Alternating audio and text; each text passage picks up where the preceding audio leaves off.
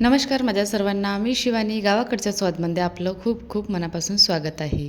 तर आज मी तुमच्यासोबत शेअर करत आहे चवळीच्या भाजीची रेसिपी. जी चवळीची आपली पालेभाजी असते, जिला आपण तांदूळजाची भाजीसुद्धा म्हणते.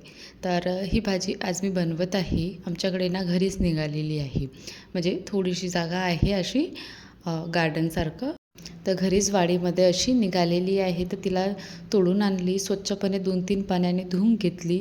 पूर्ण पाणी निथळून झाल्यावर आपल्याला हिला चिरून घ्यायची आहे.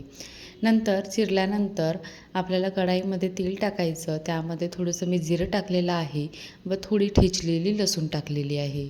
नंतर 3 ते 4 बारीक चिरलेले कांदे टाकायचे.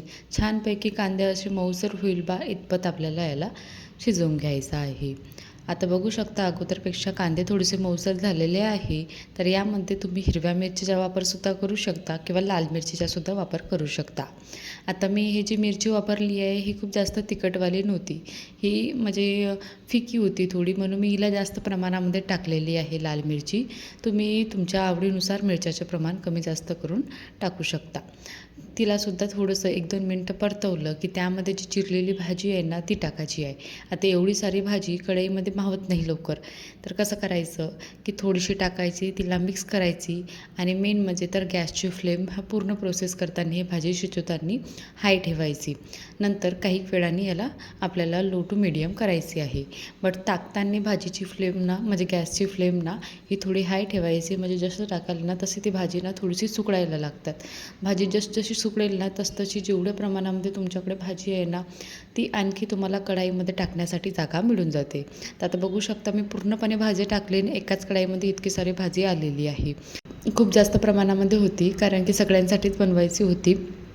तर आता हिला मिक्स करून घ्यायचं. मिक्स करून झाल्यानंतर मीडियम टू हाय फ्लेमवर आपल्याला याला थोडीशी पाणी जे आहे ना ते पाणी म्हणजे सुटते ह्या भाजीला जास्त प्रमाणामध्ये.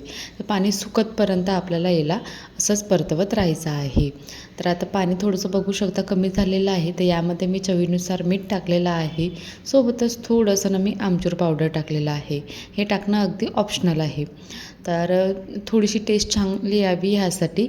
आणि नंतर थोडंसंच मी यामध्ये शेंगदाण्याचा कूटसुद्धा टाकलेला आहे. शेंगदाण्याचा कूट आणि आमचूर पावडर टाकणं हे अगदी ऑप्शनल आहे. माझ्याकडे थोडंसं होतं म्हणून मी हे टाकलेलं आहे. या ठिकाणी तुम्हाला सपोज मुगाची डाळ आवडत असेल ना बिना फुलवाली, तीसुद्धा भिजलेली म्हणजे भिजायला ठेवायची आणि तीसुद्धा तुम्ही यामध्ये टाकून खाऊ शकता आवडत असेल तर, किंवा स्किपसुद्धा करू शकता.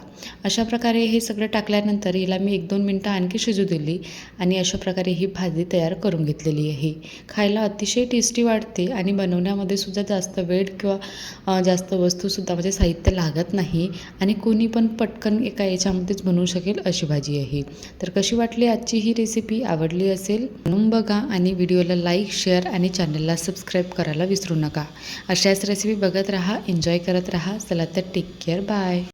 आणि तुमच्याकडे या भाजीला काय म्हणतात हे मला कमेंटमध्ये सांगा. तांदळाची भाजी म्हणतात की चवळीची भाजी म्हणतात?